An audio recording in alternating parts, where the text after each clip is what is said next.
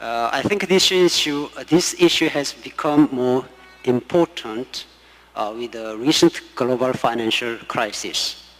At this time, I feel that we need more of global finance experts we can trust. So we have until 3:20, and the two speakers will discuss this issue. And then we'll take the questions from the audience after both of them complete their presentations. The first speaker is Mr. Martin Somolowski. He's a principal for Deloitte Consulting New York office. He has over 20 years of consulting experience in areas of executive compensation, salary, and performance management. He works with numerous boards of directors and compensation committees before joining Deloitte. He also has experience of working with KMPG Pete Marwick and Towers Perrin. He has a degree of JD and MBA from University of Michigan. The second speaker is Dr. Byung-Jun Kim, far left, right from your side. Dr. Kim has worked in the field of HR consulting for a long time. He worked for Anderson and Mercer prior to joining Deloitte and is currently the head of Human Capital Group at Deloitte Consulting Korea. Then we'll start a session. We'll first start with Mr. Somolowski. He will discuss the development of global finance experts for about 40 or 45 minutes. Let's welcome Mr. Somolowski.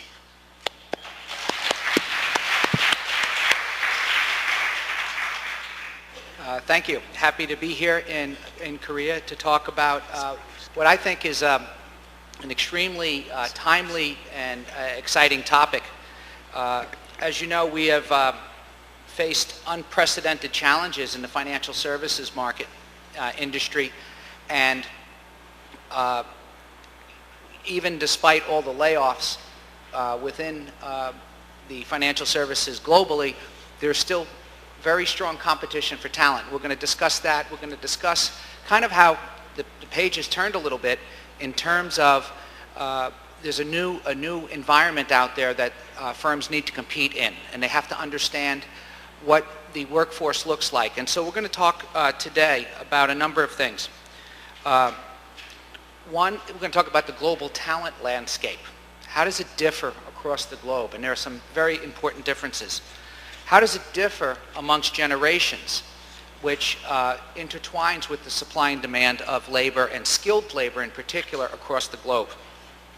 Then we'll talk about some potential solutions, what companies are doing, and then actually have a few brief case studies where I'll just explain what problems were facing certain institutions and what they did and what the results were.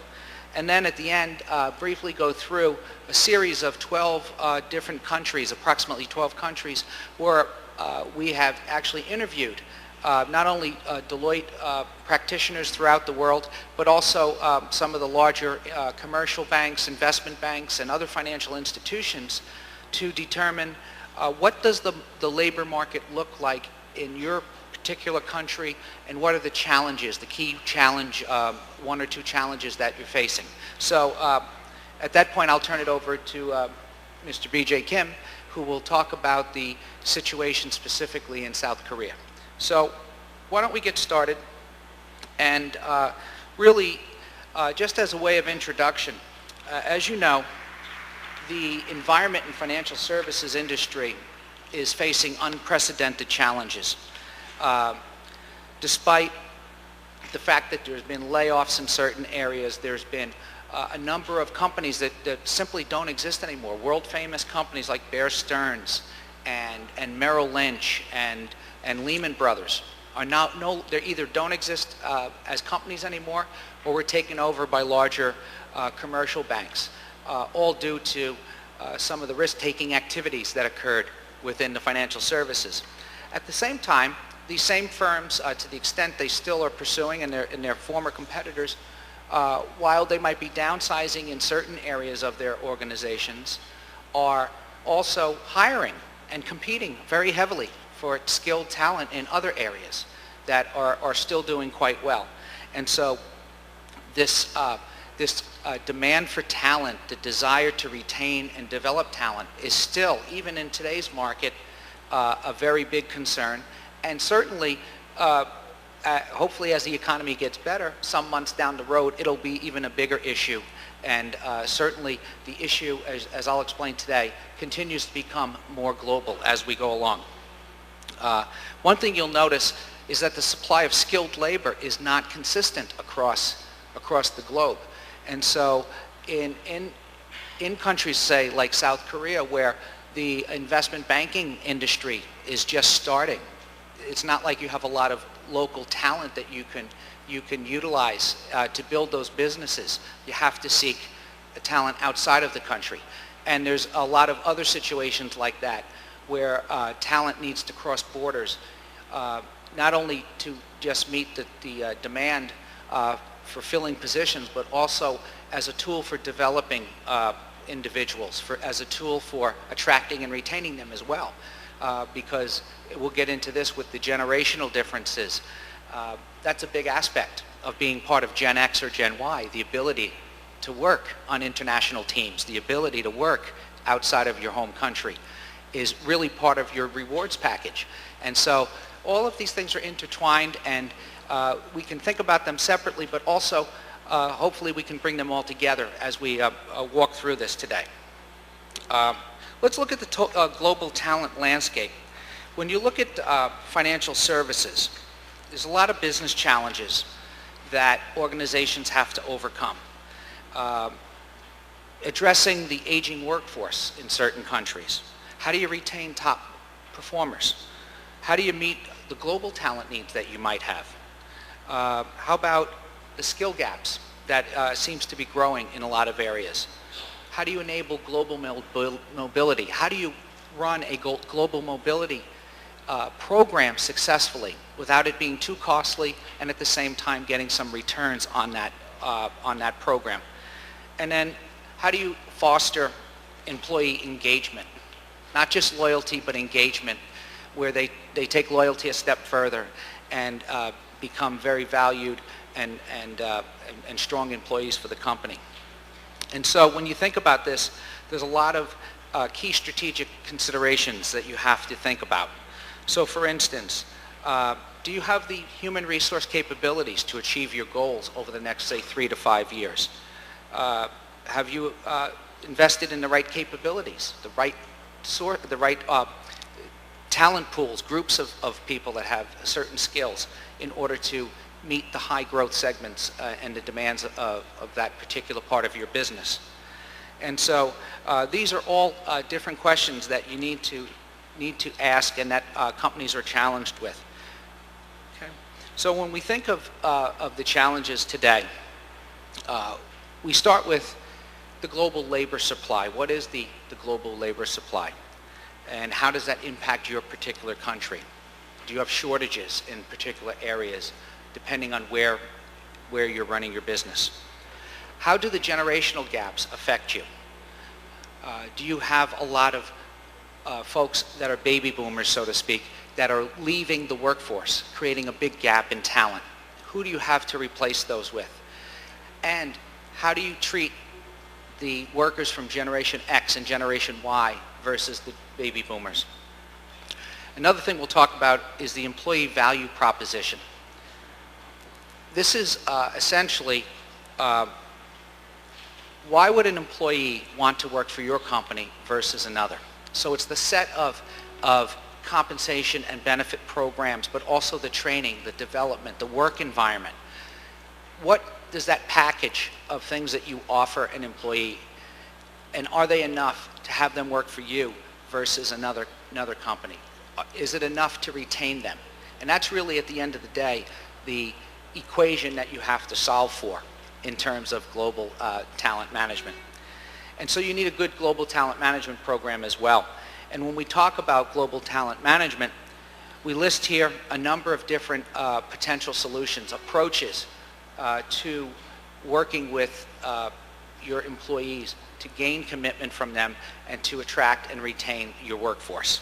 Okay, so we're going to talk about critical workforce segmentation, a customized employee retention program, workforce planning, global mobility, virtual workspace, which is becoming very popular, and then also rewards transformation. Keep in mind, at the end of the day, the overall goal is to attract, retain, develop, and motivate capable workers. Okay?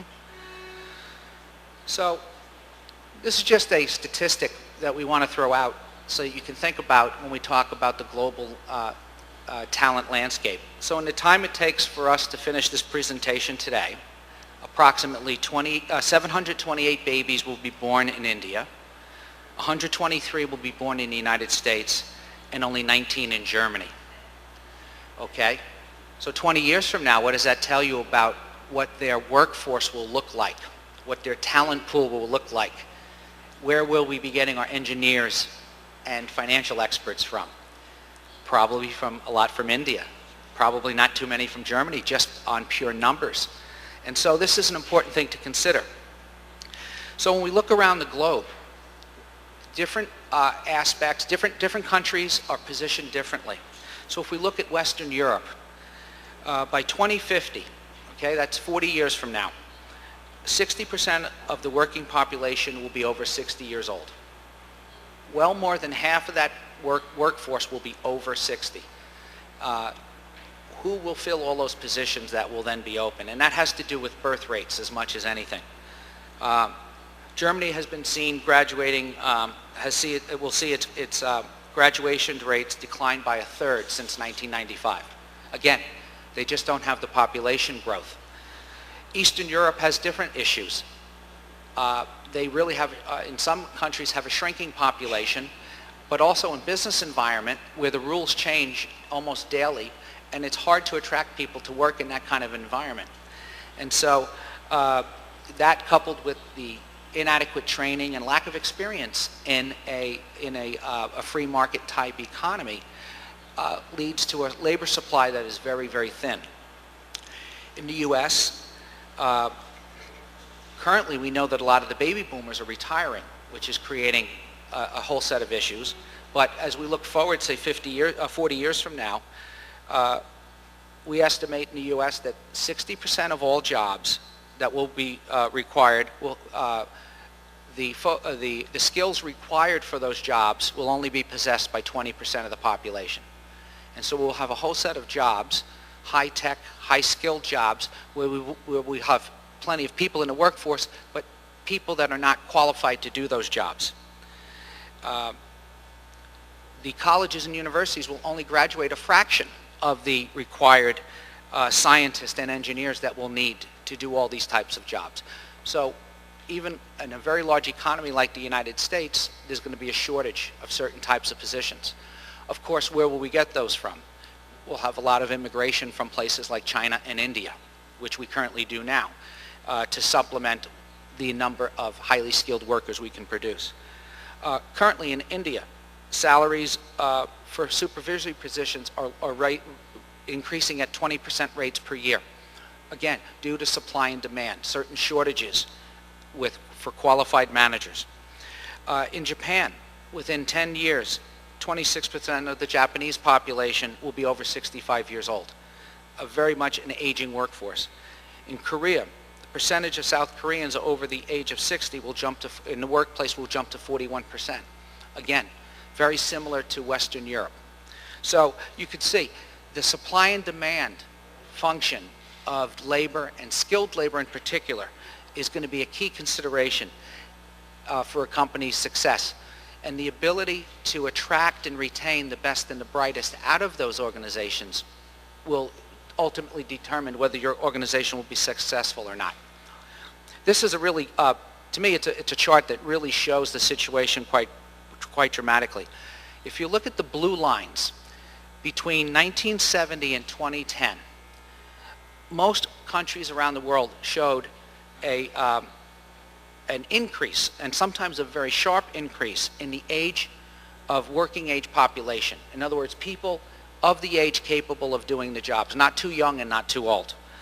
If we look at the yellow bars, between 2010 and 2050, most of the countries in the world will have a decrease in the actual labor supply, and only a handful of countries will actually show an increase, and those increases will be quite small.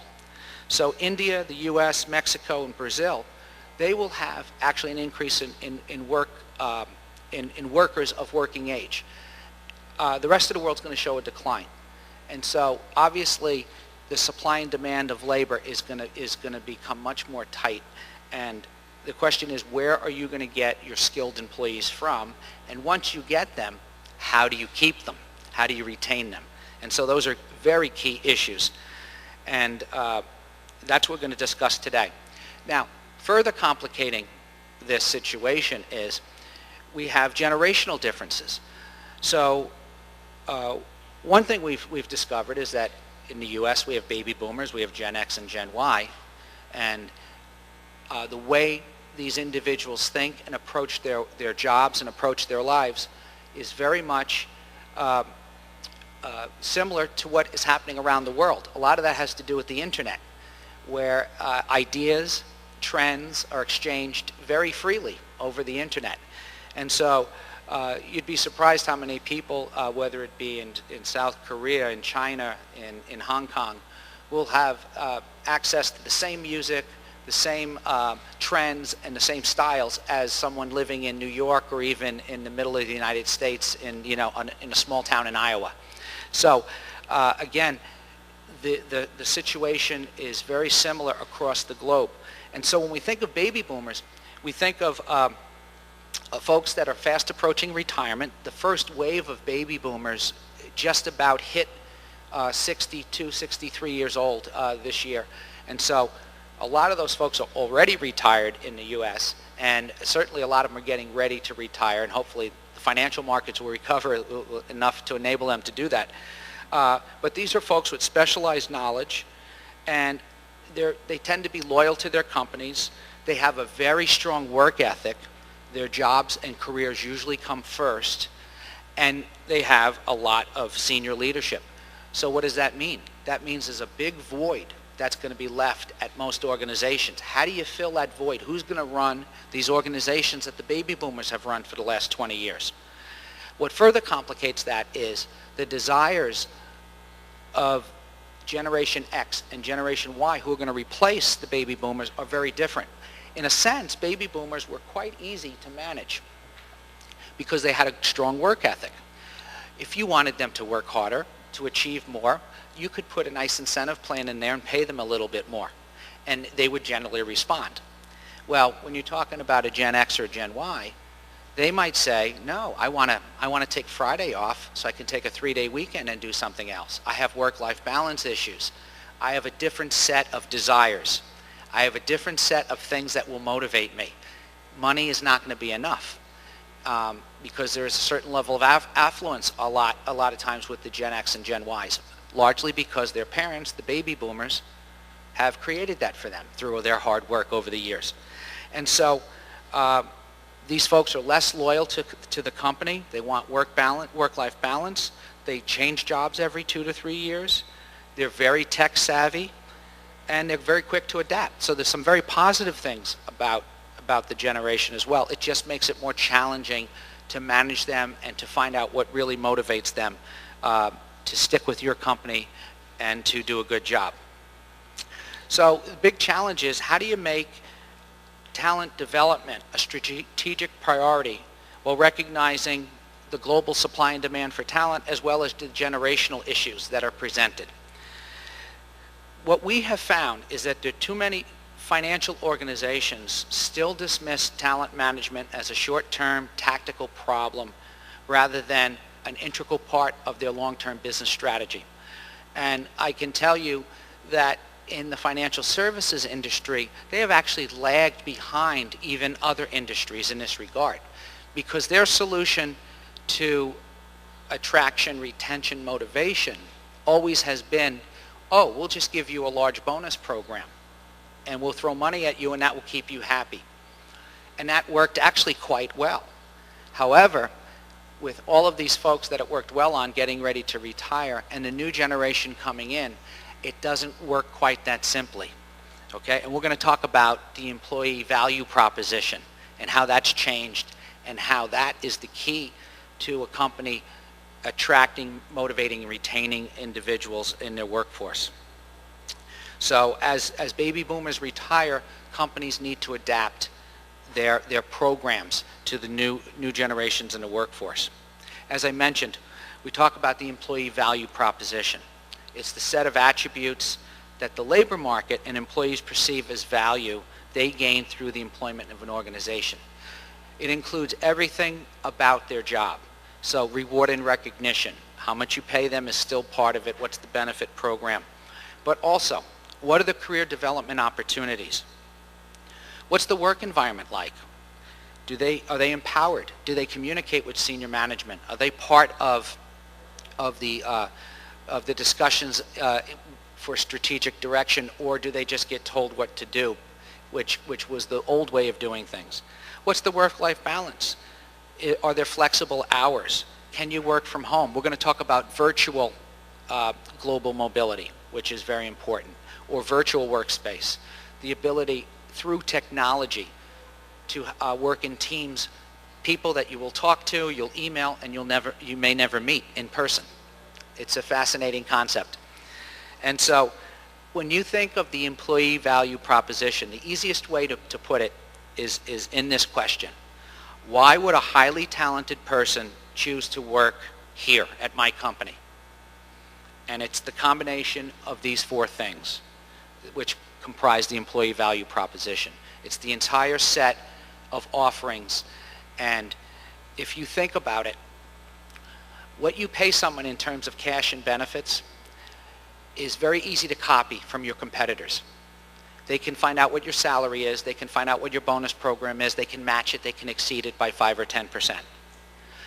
The part that provides you with a sustainable competitive advantage, and the part that is hardest to duplicate and even sometimes quantify, are the career and development opportunities and programs and how they work.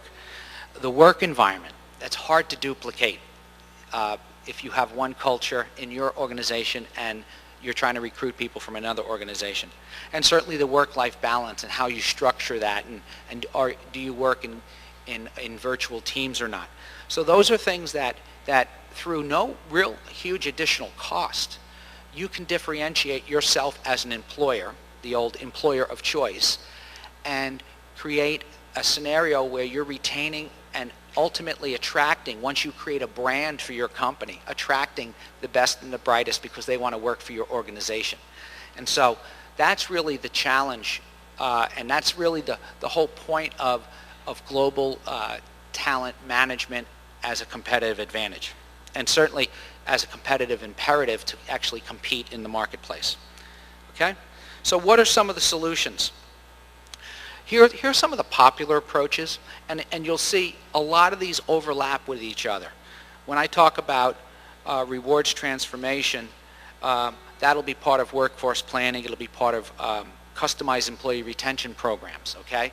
So these are really the major buckets that we would think about in terms of your total talent management program. Not one of these alone would suffice as a talent management program, but some combination of these would be needed.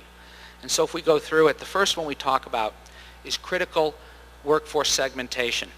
And all this is, it consists of highly skilled, highly trained individuals who often drive a disproportionate percentage of revenue growth. They are in the hot areas of your business. They are highly skilled, and obviously attracting and retaining them are of critical importance. These are the folks you need to drive your revenues and ultimately your profits. And so the idea behind critical workforce segmentation is you want to identify these people, find out what jobs they're in, and then find out what it is that they want. What are the different programs? And obviously they may be paid slightly higher because they're critical and there's a supply and demand factor here. But what are the other aspects of their jobs that they want? What types of training opportunities, what types of career development opportunities do they want? And how can you provide that? And again, that will enable you to compete against other firms to attract and retain these people. And you'll see this will overlap with some of the other solutions. Another one is actually something that Deloitte came up with in the US. It's called mass career customization. And really, the concept behind this is very simple. And that is, depending on where you are in your life, depending on what type of lifestyle you have, you're going to probably approach your job a little bit differently. So let's just say you graduate from college or graduate school, and you're in your first couple of years on the job. You really want to make a name for yourself at your new employer, so you're going to work very hard. You're going to be willing to work long hours. Well, you know, that's kind of what we call the pre-family years, you know, where your work is your primary focus. You're starting to build your own human capital. And you might, what we call, dial up. You'll work longer hours. You'll be willing to travel. You'll take on very challenging projects. And then you get to the career years, where you have a little bit of experience under your belt, and you're looking for career development opportunities. Yeah, you're still going to work hard, but you want to get on certain projects. And so if you're a highly talented or if you're a highly skilled individual, you're going to want to get on certain projects that will give you visibility, that will enable you to get promoted. Then all of a sudden, you're with the firm a number of years and you get into what we call the career years. Well, now all of a sudden, you might have a family, or you may have an elder to take care of. All of a sudden, you can't be in the office 70 hours a week. You're required to be at home. You got to go to Little League soccer and baseball games. You might have to take your mom or your dad to the doctor in the middle of the day. So you're now going to require flexibility from your employer to enable you to do this. And if your employer allows that, you're going to say, whoa, this is a good employer. I think I'll stay with them. If your employer doesn't allow you to do that, you're probably going to look for one that will, because the demands at home are going to start to take precedence over the demands at work. And you have to balance that somehow, and your employer needs to provide a mechanism to allow you to do that. And then you have the post-career years, where maybe your children are a little older, they might be going off to college, maybe they don't need quite as much of your time, and now you're a seasoned employee, very skilled and knowledgeable. This would be an area of your career where you'll take on increasing responsibility, increasing levels of management roles. And so the whole concept behind customized retention programs, or as Deloitte refers to it, mass career customization, is to allow you at different points in your career to dial up, dial down, ask for more flexibility, ask for more responsibility, depending on where you are, and then the whole performance management system and your career development follows that. So if you need more time at home for a couple of years, and you're going to balance that with your career, it's not going to be a detriment to you longer term. It's kind of an expected evolution that at some point you're going to need to dial things down a little bit so that you can attend to other aspects of your life, only perhaps to dial it back up once you're able to deal with those particular family issues and personal issues. Okay, again, a very creative, very customized approach, but if you're an employee that works for a company like this that has such a program, you're very likely to stay there because they're enabling you to do everything else you need to do in your life. Okay? Workforce planning. This is probably the least exciting of all the different things we're talking about today, but it's highly necessary, and it's really the planning in the strategic alignment of an organization's human capital with its business direction. So in other words, it's a very analytical process by which we analyze what does our current workforce look like. What's the demographics of our workforce? Are they young? Are they old? Are they highly educated? Are they highly skilled? And what are our needs going to be going forward? What will our needs look like 10 years from now? What will our senior management needs be? And do our younger people right now have the skills they possess to become senior management? Will we have to hire from the outside? how much development do we have to do internally.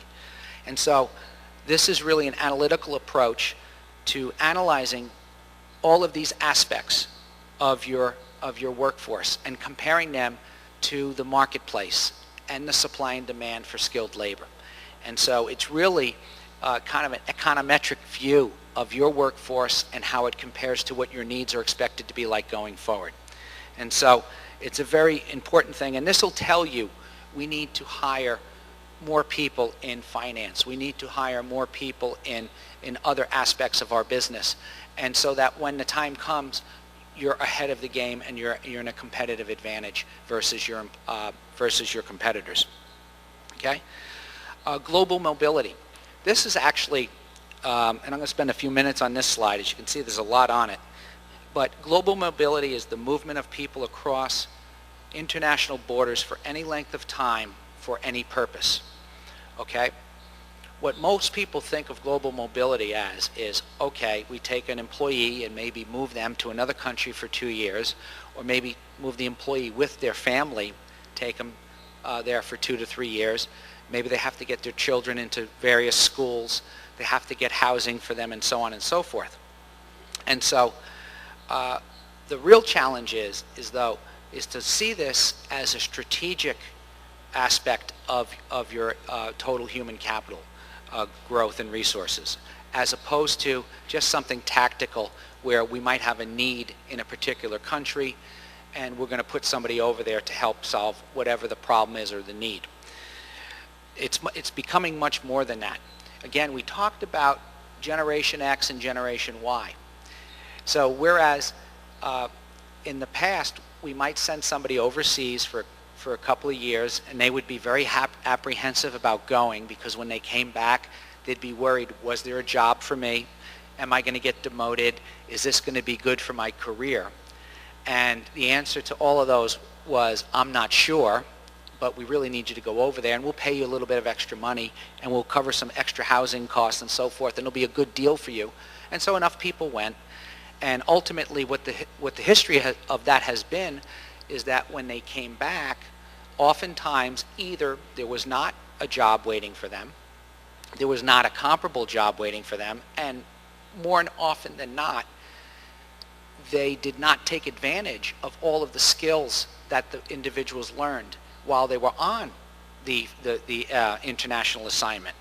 And so what has happened over the years is the idea of global mobility has been, it's been a huge cost to most organizations, and they really didn't get a return on equity from it.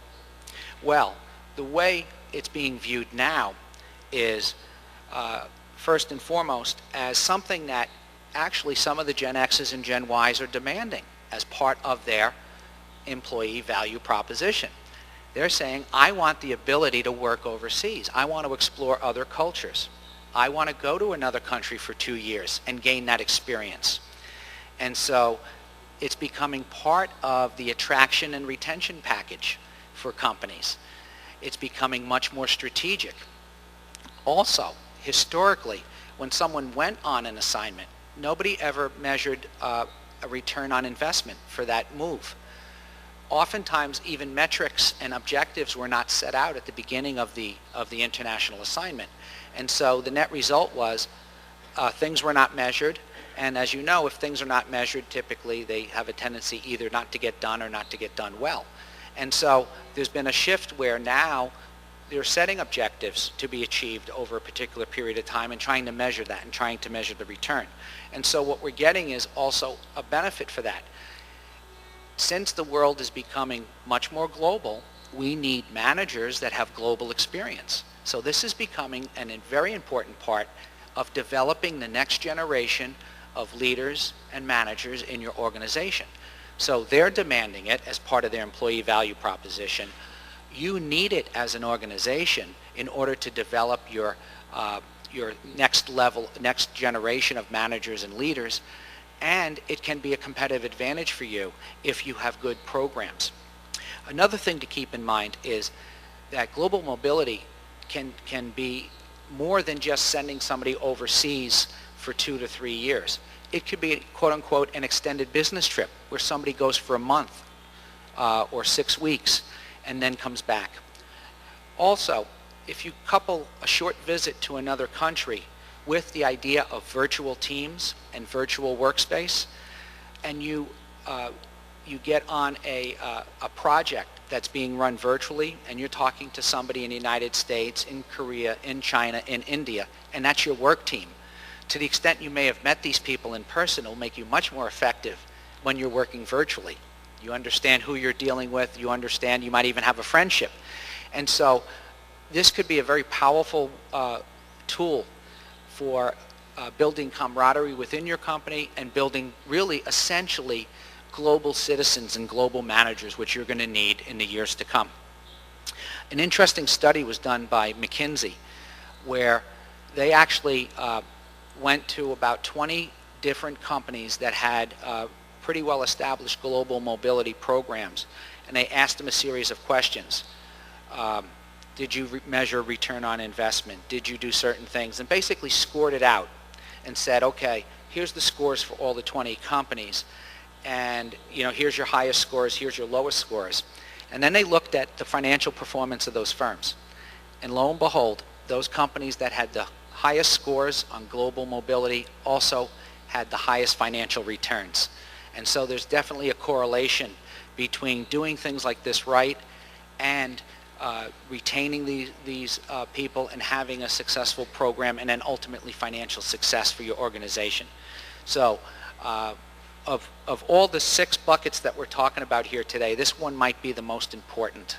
And I think if it's not the most important today, a few years down the road, certainly 10 years from now, it's going to be the most important.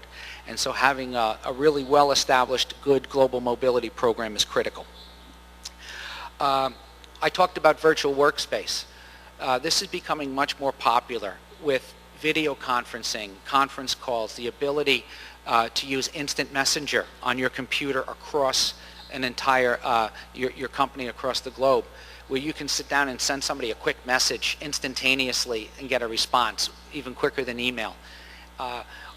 All of these technological advances are allowing for people to work in different parts of the world very easily. I know with BJ and his team in Seoul, I'm in New York, I can email them or instant message them, and I've met them all and we've worked together on projects. So if somebody has a question, the ability to shoot an IM and get a response within 30 seconds and hopefully get a good response is very powerful in terms of working virtually, but also doing your job well and getting certain information that you might need very quickly.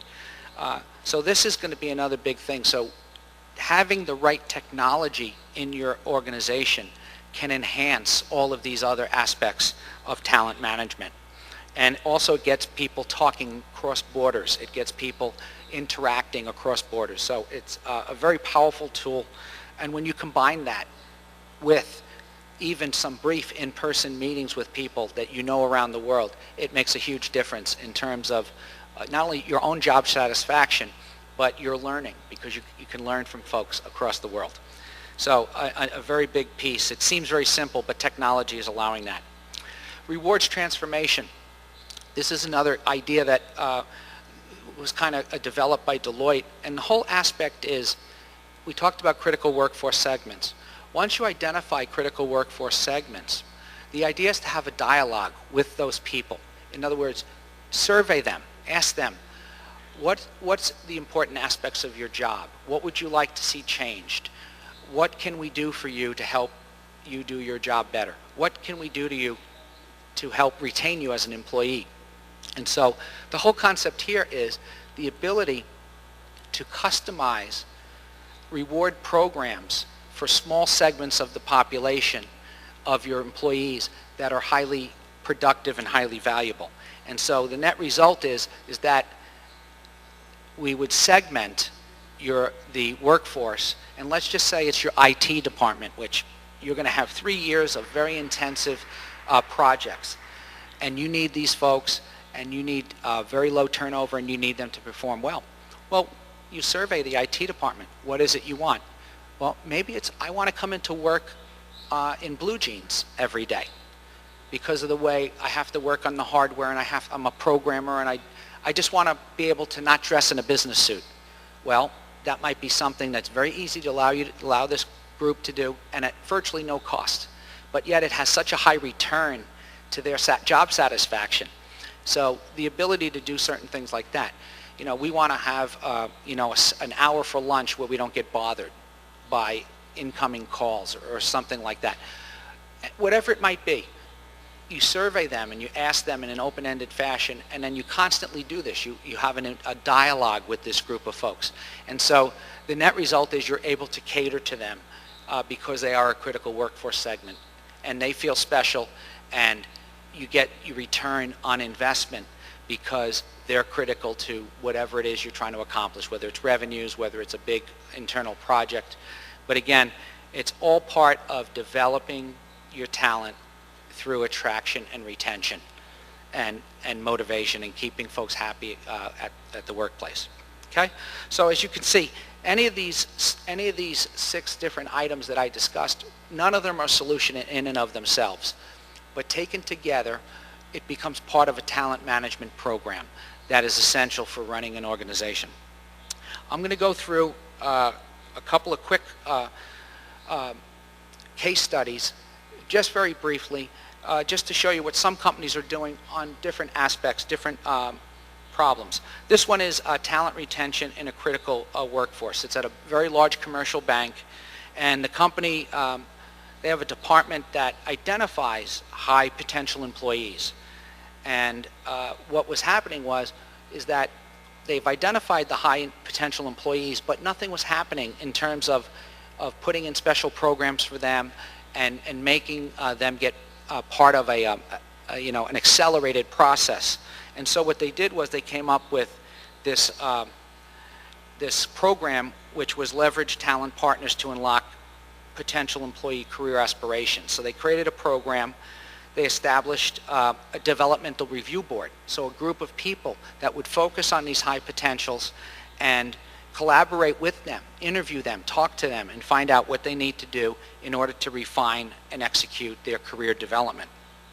And so what they found was, once they put this in and they actually sat down and talked to these high potentials, and by the way, sometimes just being identified as a high potential, having your manager come up to you and say, oh, you're a high potential, that has value in and of itself, because you know that you're in a special group within your organization to begin with. And then if there's programs that will get your high potential and develop it, that's going to make you feel much more committed to your organization. But at the end of the day, what happened was the developmental review process reported that 75% of the senior high potentials were engaged, in other words, engaged with the company or fully engaged, which was way higher, 20% higher than the corresponding industry standard. So again, it wasn't a complicated program. It was a matter of, once we identified the high potential, sitting down with them and finding out what aspects of their career development needed to be focused on, increased their engagement to the organization tremendously. Okay? Workforce planning. This was a huge investment bank where they had 60,000 employees or so across the globe. And what they wanted to do was create common standards for hiring individuals across the globe, and yet allow for local input. And so what they did was they came up with a hybrid staffing strategy, which allows for centralizing some of the aspects of the recruiting process, and yet decentralize part of it. And so what they did was, by carefully calibrating this and balancing it, they were able to get the benefits of decentralization as well as centralization. So from a centralization standpoint, they were able to identify best practices and make standardized metrics for company-wide hiring practices, and yet they had flexibility on a local level to respond to marketplace conditions that they saw in their local markets. Again, so it was a workforce planning project that was able to enhance their recruiting strategy. Here's one on succession management, where really they were in a situation at a commercial bank where they were changing the organization. There was a big organizational change, and they decided that they really didn't have the skill set in the current management to run this new organization as they were structured in the new environment. And so what they did was they came up with a leadership program where they basically put all senior executives through this particular program, and what they were able to do was to give them the skills that they needed to run the organization in the future. And so the net result was it was very well received for a number of reasons. Number one, it addressed opportunities for improvement in learning activities that were very relevant to the organization going forward. Its primary objective was developing leaders, so anybody in the program was identified as a potential leader, and it was all part of an actual organizational change where people were able to develop the skills to meet that challenge. And so, again, this is another example. Because of time, I'm going to skip over the last case study, which is really just performance management and how really identifying high performers and their developmental needs, and then having a very specific and detailed performance management system enabled the participants to be very satisfied with not only the performance management system, but how it impacted their careers going forward.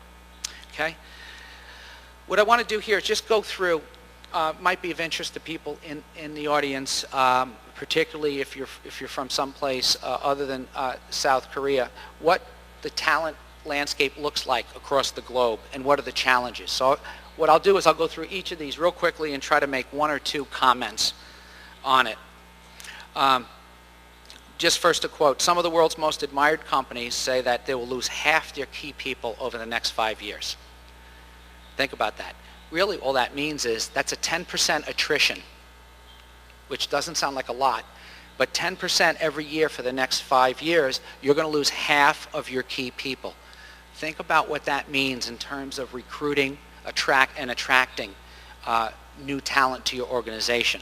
And obviously, to the extent you can reduce that from 10% to say 7 or 8%, you're going to be in a much better situation. And the average U.S. company turns over 25% of its workforce each year. That's a typical number in the U.S. So the idea is to keep it below 25%, because some of that turnover is not regretted. Some of that is normal turnover that you really don't mind folks leaving, but certainly if it's your key people, you want to keep that to a minimum. So let's look at the United States. The big thing in the U.S. is the imminent shift in the workforce from baby boomers to Gen X and Gen Y. A vast majority of the baby boomers will retire over the next couple of years. And so the big challenge is, how do you replace that talent? And then how do you adapt your programs to the different needs of Generation X and Generation Y versus the baby boomers? Okay? And actually, one of the solutions that the U.S. has had is we have an immigration policy where people come to the U.S. from all over the world that are highly skilled. They're engineers, they're doctors, they're scientists. And so we can have an open door policy to some extent in that regard. So we actually get a lot of talent from across the globe. And it's a very desired destination for a lot. And so that's helped the situation. We certainly have not been able to grow enough talent through our own current population. And so we've used immigration as a way to do that. In mainland China, there's really a shortage of skilled workers. And so really the challenge here is not so much the number of people in the workforce, because they produce a lot of college graduates every year. The question is, do they have the right skills in order to meet the demands of the workplace? And so there's obviously a supply and demand issue. The economy is growing very fast, and so one of the big keys is what's the brand your company has to attract the best and the brightest and to retain them. Okay, Hong Kong. Actually, Hong Kong has they actually call it I think it's called an open borders policy as to working. It's a very easy country to get permission to work in, and so they actually have a high demand for talented workforce. There's a very big financial services sector in Hong Kong, and yet they're able to get that talent from across the globe. And that's really how they do it. So their open border policy is attractive to talent outside of Hong Kong. So people go there and they'll work for a number of years. They have high salary and good benefits. The key issue is going to be going forward is what is the work-life balance as we talk about the Gen X's and Gen Y's, and what are the career developmental opportunities. But overall, a pretty good situation due to their policies. Very similar in Singapore. There's no shortage of good talent, but they do have an aging workforce. That's going to be a big problem for them going forward. Their workforce is getting older and older. I think the average age of the worker in Singapore is over 40 years old. And so fast forward 10 years, they're going to have an influx of younger folks. And so, again, anytime you have a shortage, retention, it becomes a very key issue. Once you attract them, which is a big enough challenge, retention becomes a key issue. India, right now, there is a shortage of skilled workers, very high attrition rates, and so there's a wage spiral. People are doing whatever they can, paying as much as they can to get talented managers. So clearly retention is very key, as well as succession planning and training and education of the workforce. In Brazil, actually a pretty good situation, no shortage of skilled workers, a growing economy, actually now what appears to be an oil-rich country in terms of natural resources, which further I think will enhance Brazil's standing in the global marketplace in years to come. I think you're going to see certainly don't have the population of China or India, but really in a very good situation there. And again, it being a democracy is a good place for foreign investment. So again, a pretty good situation there. Russia, I think the politically correct way to say this is consistently evolving economic and legal environment. The rules change day by day. A lot of cowboys out there, and it's tough to do business, and that's a big challenge for them, is getting people to come in and work there because they don't have a big enough supply of labor, skilled labor internally, but it's a type of a country where it might be tough to attract expatriates to come in. Eastern Europe, very similar situation. Very low birth rates in Eastern Europe. They're not producing the workforce on their own. And they don't have a very well developed business environment. And so getting people who understand how to do business is a big challenge. And they're going to have to import a lot of the talent to run the companies over there. And so they're doing things like signing long-term contracts to get people to stay contractually for an extended period of time to help with the attrition. Western Europe, very protective labor codes. It's very difficult to fire somebody if they're a non-performer. There's a culture of lifelong employment. And again, you have the aging workforce. So some real challenges there in terms of attracting people, especially when you might have a situation trying to attract a Gen X or Gen Y where there's a whole stagnant upper leadership ahead of you and there's not a lot of positionings open up. Okay? And then I'm going to turn it over to BJ. Just the last slide here is in Korea, where there's a shortage of skilled workers, there's an increasing demand for skilled workers, and really in areas where, and then BJ is going to talk about this, in financial services where that is a very big growing industry within the country, getting folks that have skills and talents to that specific industry is a big challenge. So with that, I'll turn it over to BJ.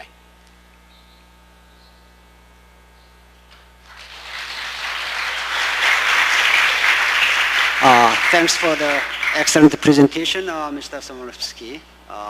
He discussed the extreme complex and challenging environment of global finance industry these days, and suggested some solutions of how to attract, retain, and develop top talent financial experts. Now we go to the second presentation. Dr. Byung-Jung Kim will discuss the strategy for securing and cultivating the finance experts in Korean companies. Dr. Kim? 한국말로 설명드리겠습니다. 소개받은 딜로이트 컨설팅에서 휴먼 캐피탈을 Yes, let me present my talks in Korean. I am from Deloitte Consulting Korea. I'm the Human Capital Group head.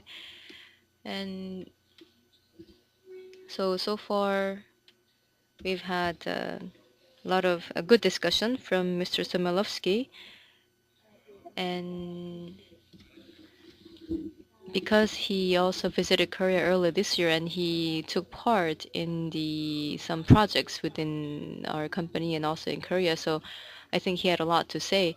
And I do believe that there may be some gap between Korea and the rest of the world. And so what I'm going to discuss today is, well, not additional comments, but let me just try to reinterpret the Korean situation as it is today. And well, for my experience, the consulting experience, it has mostly in the financial services. And also we've had some consulting projects recently about the talent issue in the financial services. So let me just share some of my experience with you in terms of the issues that I have faced or the challenges that I have faced in the course of my work. So among the industries, there are semiconductors and shipbuilding and mobile communications. So these industries we have a lot of competitive companies in Korea, sometimes even number one in the world. And looking at the financial industry, then how competitive do you think the Korean financial industry will be in the world stage? Probably not that many in the top 10, probably none, and maybe a few within the top 100. And of course, the finance industry is even in a more dire situation because of the U.S. financial crisis, but also at the same time, we are facing the Capital Market Consolidation Act and also maybe possible recovery in the U.S. market as well. So things are still changing, and the financial institutions are also trying to change their initiatives. So for example, diversification of their businesses, M&As, and also entering foreign markets. Now then, the HR, the talent, people are the ones that you need in order to implement these business changes. So if you just leave out the IT and the infrastructure, then people is what is left. So in such a case, the key is to acquire the right people and develop them so that they can contribute best to your company. So this is the right answer, but because in case of Korea, because our financial services industry is not that globally competitive, in our case, the talent would be not global talents, but rather some of the top talents from within Korea only. So if you look at the labor market, then how many cases have you seen of Korean financial people moving on to overseas financial institution? You've probably never seen such a case. But in many cases, there are foreign people from foreign financial institutions moving into Korea. But it rarely happens the other way around. So that is the telltale sign of the current, perhaps the inadequacy of the HR development system in Korea in terms of the financial services. And so right now, we do not have that many talents that can be highly coveted by foreign financial institutions, especially in the actuarial and the product development in insurance. So these are the people that are highly needed in the financial services sector, but we do not have a systematic program to develop them.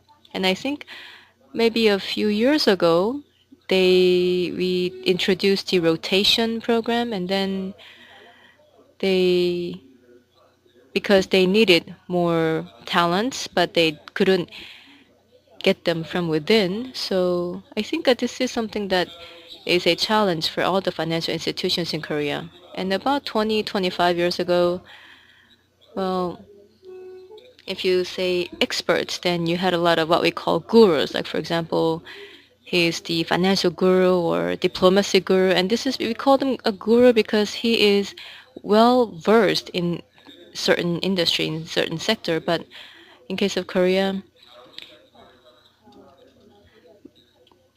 especially ever since the financial crisis, we've had an special need for financial experts. But even before that, we did not have that many professional financial people, and now because of the sudden increase in the Korean financial market, we suddenly had a need for a lot of people, but we couldn't source them from Korea, so we had to source many of them from outside. So that was the situation that we faced. And of course, in today, many of the financial institutions are gone, but I believe that still there is that kind of need for the talent. But in case of Korea, then because of the union problem and also some of the issues that are more specific to Korea, I believe that it would be uh, better advice for Korean companies to try to nurture them from within, not get them from outside. But the problem with that is it takes a long time.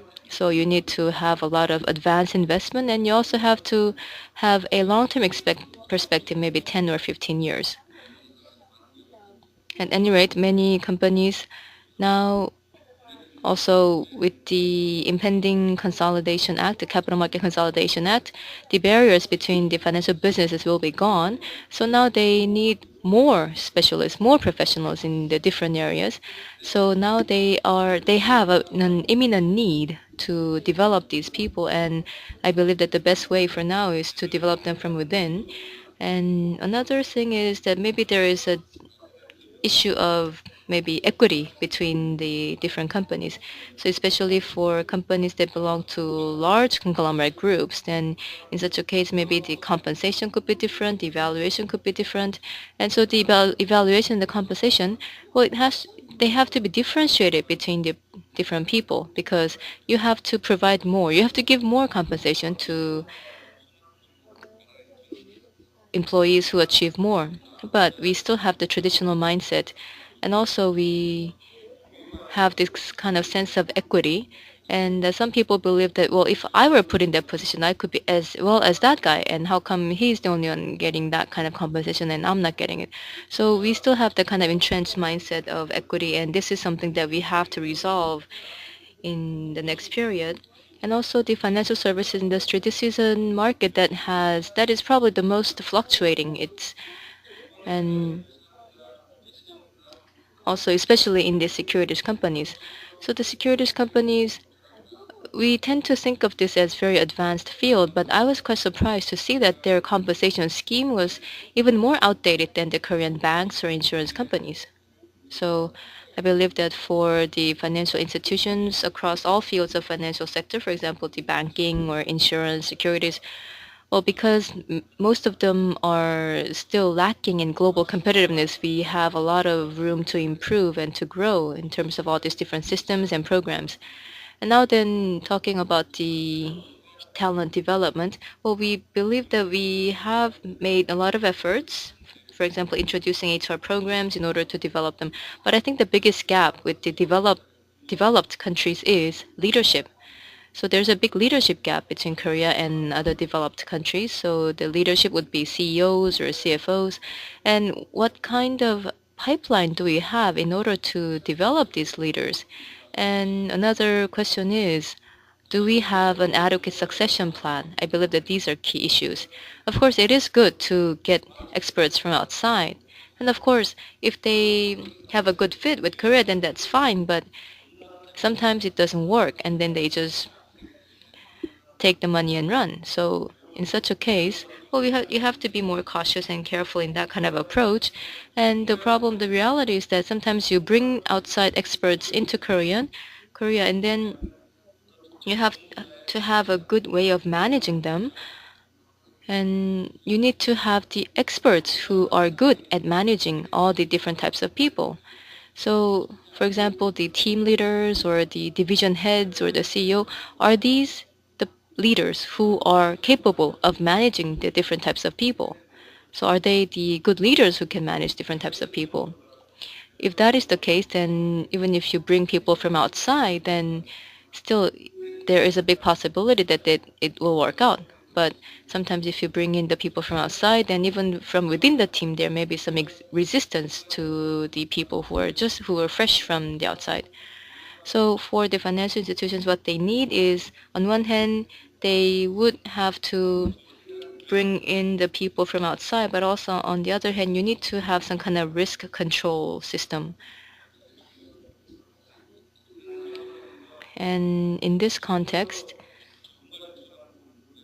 so developing specialists in different jobs and different fields, this is something that we have to get started right away. And also, as I get involved in the HR projects in Korea, then I can see that among the financial industry, there are really no companies that provide in-house training in a systematic manner, aside from on-the-job training. And another issue is that you need to provide a uniform. I mean, sometimes they try to provide uniform package for personnel from both inside and outside. And the financial industry tends to be a bit old-fashioned, conservative, and among those who have entered the market early, then they still have some entrenched interests. So I believe that those entrenched interests also have to be broken.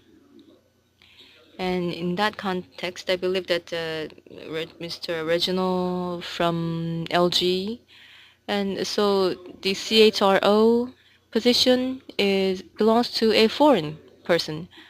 And this is quite rare to see this for a domestic company, for a Korean company. I mean, for IT, it wasn't that rare that we bring in people from outside, but for CHRO, actually, it is very rare to see a Korean company actually have a foreign CHRO. And maybe that is the reason why Mr. Jack Welch yesterday gave high praises for LG. But anyways, so I think this is a good case, good case study of where maybe some of the companies can look to outside in order to instill this kind of new HR management system in Korea. And also, it was mentioned earlier, but because the financial industry is in a difficult situation today, it may be a possibility for them to bring in people from outside at a cheaper price. So maybe this could be an opportunity. And again, about the leadership and the leader's position, uh, it may be beneficial for us to bring in people from outside because in Korea, maybe some of the leaders actually do not have experience in such kind of HR schemes or HR programs. So in such a case, it may be a better idea to try to leverage the knowledge and the experience of the leaders in other countries who may have such experience. And then another point that we can consider is that for the CHRO position, maybe you can consider bringing in people from other countries. And then also, Martin talked about the mass career customization, and this was written by the Harvard Business School, and the concept itself is quite well developed, so this is quite popularly used these days. And I think for this method, some of the financial institutions with a lot of branches are considering adopting this method. Because in case of Korea, we have strong unions and a lot of branches, a lot of people, so it's very difficult for them to control the personnel cost. But as Martin explained, say you have people from fresh out of school, and then those who just got married, and then they're raising kids, and then afterwards their children are gone, and then they have more time. So you go through these different cycles throughout your life. And of course, I also used to work for financial company, but so if there are hundreds of branches, then for most of the financial institutions, well, most of the employees of this financial institution, they would be located quite close to their branch. I mean, they would live quite close to their branch. So, and I think that that is the common practice among Korean financial institutions. So you would just locate them close to where they live. But in case of the U.S., it is very important because it is such a big country. But as Martin mentioned earlier, so let's say if you're fresh out of school, then it's very important for you to work hard. But let's say you have children, then you need to spend more time at home. So that kind of link between lifetime cycle and career development is very important. And if we were to quantify that in monetary terms, and let's say if this person lives in Gangnam and he was allocated to a branch in Ilsan, then so let's say he was allocated in Ilsan, and if you calculate the impact in monetary terms, then I believe that there would be a lot of implications from this. And another important point for consideration is that because of this pileup in the personnel promotion in large companies, we have a lot of people waiting in line to get promoted. And also for manufacturing companies as well. So their promotion and their career development is in a ladder type. They believe that it has to be a step-by-step process. But let's say for some people, I don't have to go step by step up. I believe it's okay for me to stay where I am. Then I believe that maybe it's also possible to provide that kind of chance. So let's say if you're not the director, then I mean, it is a fact that about 70 or 80% of the people do not make it to the director level. Then in such a case, how can you provide a better working environment for such people? Then I believe mass career customization could be the answer to that. And they could end up creating a better working environment for those employees as well. So in conclusion, so of course, there are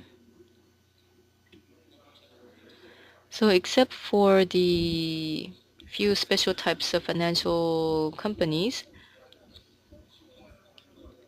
of course, it would be important to recruit top talents, the few top talents, but also at the same time, we could maybe create a better working environment using that mass customization program for most of the employees as well. So let me Are you done? Okay. Thanks, Dr. Kim. 감사합니다. 좋은 말씀 감사하고요. 특히 금융 규모라든지 금융 Yes, thank you for your good summarization, especially on your interpretation on the situation, and you also elaborated on how critical it was to secure talented financial experts.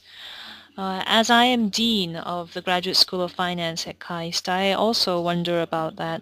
And our graduate school was also established with government funding to do exactly that, to educate and train talented experts to work in the financial sector. We didn't have the term financial experts when this was a problem when we were first established. But now there is a huge demand for this. And now we have many financial engineers that are under attack after the financial crisis has come to the fore. The U.S. has seen the problems of the recent crisis erupt because of problems that have been filtering under the surface for a long time, whereas we are still in the infancy of building up this kind of a system. So I hope that in the future we will be able to use the U.S. financial crisis as a good lesson and create a system where financial experts can receive trust from the market. So, on the discussion by Mr. Somolovsky or Dr. Kim, please raise your hand. You may ask in Korean if you wish. When you ask a question, please indicate who the question is directed to, if you could.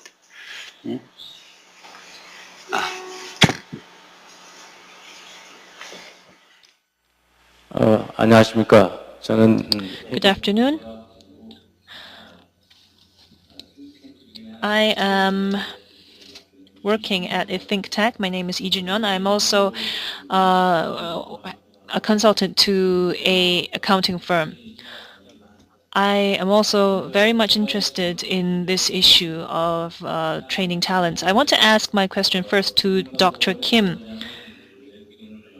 We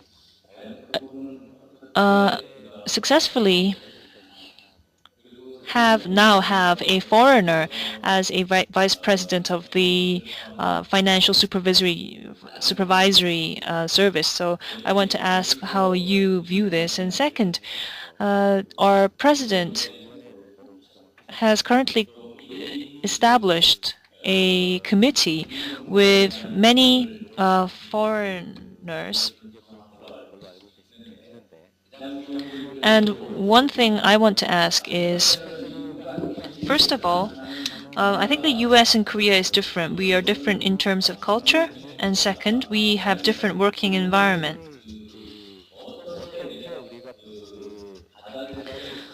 I don't know how this should be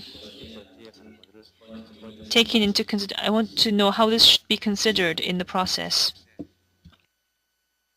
그 과거 뭐 금융감독 당국과 이제 Yes, 현재 well, 이제 your first question regards the foreign expert that we have in the supervisory committee, and how our president is currently asking foreigners for consultation. Well, I think if a company has to compete on a global level, I think it needs to build global competencies. And domestic companies, I think, domestic financial companies are in a risky position. First of all, because of the current situation. Also, because of the strengthening of the IBs and M&As as a result of the Capital Consolidation Act. And also, they are now trying to make inroads into foreign markets. So they want to strengthen IBs, but now they are surrounded by the US financial crisis. So I think that they maybe are a lot confused as to how to go about this. In the 1980s, we expanded overseas, and now in the 1990s, they have started to pursue globalization. But the financial companies are just starting to move out from the local market. And I think that they are wanting to do that. And I think maybe in terms of retail, we are doing quite well. It's quite strong, and they will do well on the international stage. Second, we are expanding to foreign operations. In the 60s and 70s, our Korean companies went through a lot of trial and error when they tried to expand overseas. But now, our financial companies are going abroad without taking the time to train and educate and their financial experts. So I think they should attract foreign talents while also trying to strengthen their internal competencies. I don't think we necessarily need foreigners in as key personnel. If there is one person in charge of HR, and if that spot was to be filled by a foreigner, well, that's no problem. But if that is a risk, we could make a co-leadership system. I think if we do that, we will be able to address the concerns that you have.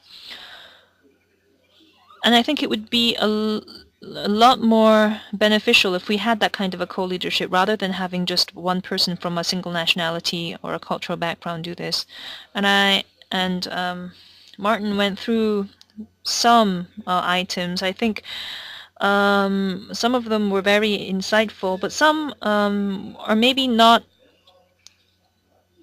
implementable to the Korean situation right now.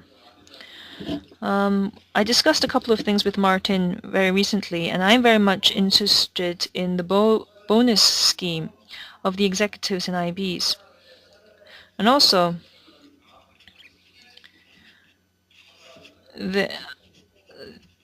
their basic principle of assessment. I found that there were many practices that are a lot more flexible than I thought, and the bonus scheme could also change.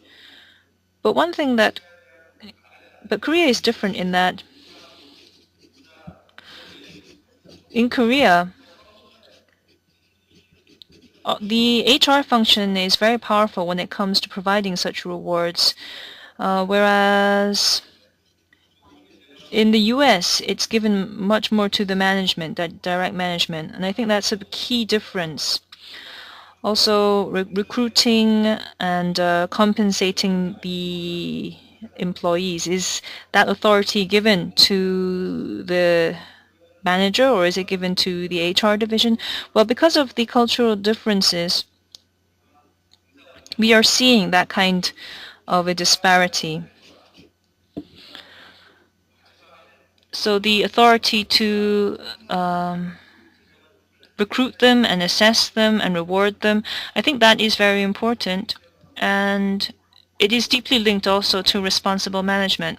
I'm getting a bit long-winded here, but I want to give you one example here. In Korea, they like their superiors, but sometimes their superiors don't have the authority to give them better bonuses or give them a raise or things like that. Whereas in the US, a boss is someone who is really scary. You know, they can let you go. So that's why, in terms of HR, I think it's the big difference is where the authority is coming from. And that's something I think that we should overcome.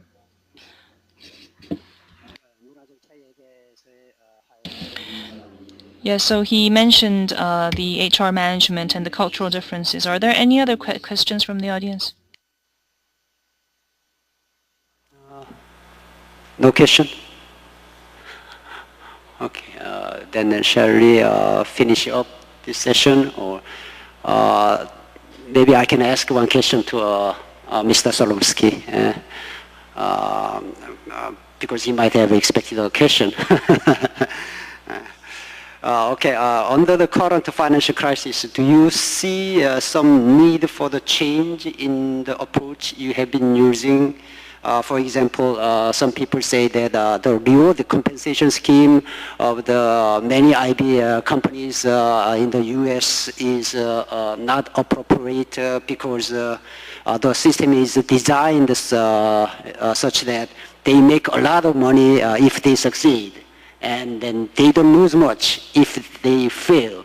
What do you think? Yeah, actually, sometimes we even say, even if they fail, they make a lot of money. So the change is coming for sure. I think on two levels. One is the top executive level. You're going to see governmental regulation as to how much they can get for given levels of performance in a given year.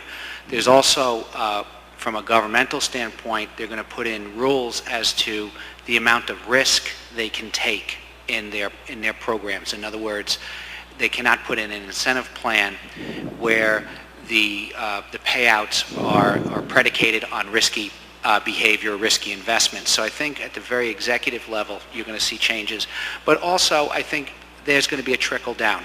So the idea is that some of these huge payments that you saw for traders and brokers, that will be either capped or smoothed out and lowered in some extent. So I think you're going to see where companies in the past relied solely on retention strategies by giving more money or a lot of money. Now they're going to have to implement some of the things we were talking about today and have a more balanced approach. Okay. Thank you. IB에서 조금 더 밸런스된 어프로치 그런 것이 좀 필요하다는 말씀이었고요. Okay. I guess it's the time is up. Then we'll finish up this session. Thank you, speakers, and then audience for being with us. Thanks.